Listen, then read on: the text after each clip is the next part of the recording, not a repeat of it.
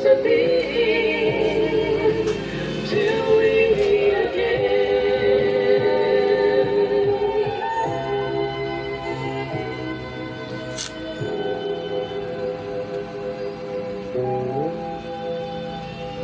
Ang aking buhay pinulay at binigyan mo ng liwanag, abot langit ang kinang, dahil sa di mawaring hangin ika'y biglang naglaho at ngayon ay